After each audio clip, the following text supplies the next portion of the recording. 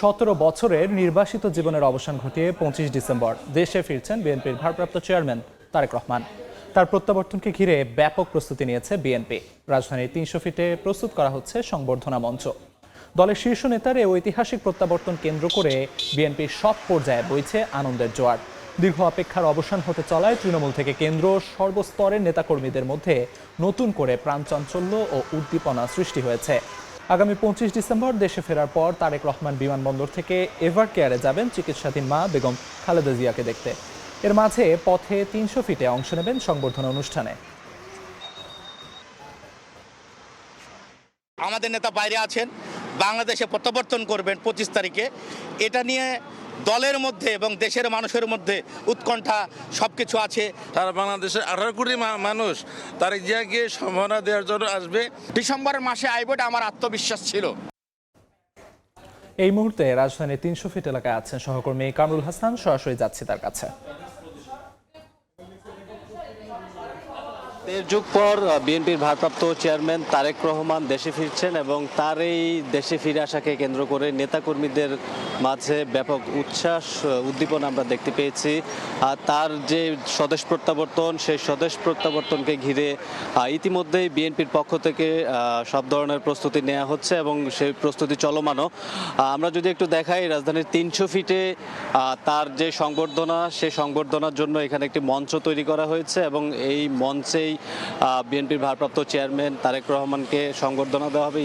ইতিমধ্যেই দেশের বিভিন্ন জেলা থেকেই বিএনপির নেতাকর্মী সমর্থকরা এই 300 ফিটের যে সংবর্ধনা মঞ্চ, সেই মঞ্চ এক নজর দেখতে আসছে এবং তারা বিভিন্ন প্রত্যাশার কথা বলছেন। এখানে আগত নেতাকর্মীরা যেটি বলছেন, তারা বলছেন দীর্ঘ 18 বছর বিএনপির ভারপ্রাপ্ত চেয়ারম্যান আওয়ামী লীগ সরকারের আমলে তিনি নির্বাসিত ছিলেন এবং দেশে ফিরতে পারেননি।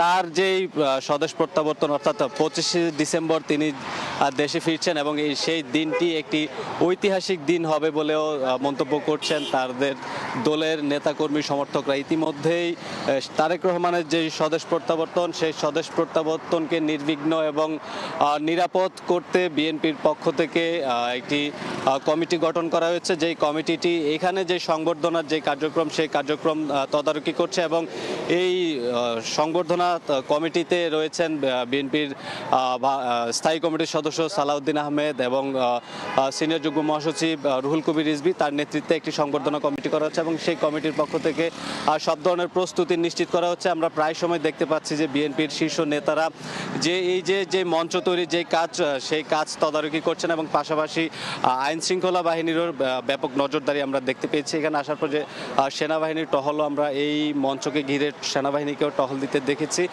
সার্বিক একেবারে বলা যায় যে তার যে স্বদেশ প্রত্যাবর্তন, সেই প্রত্যাবর্তনকে নিরাপদ করতে সব ধরনের প্রস্তুতি নেওয়া হচ্ছে। সবশেষ যে তথ্যটুকু জানাতে চাই, 25 ডিসেম্বর সকালে তারেক রহমান দেশে ফিরে তার মাকে দেখতে যাবেন এবং যাওয়ার পথেই তিনি এই মঞ্চে সংবর্ধনা নেবেন। তো এই ছিল আমার কাছে এখনকার মতো সবশেষ তথ্য।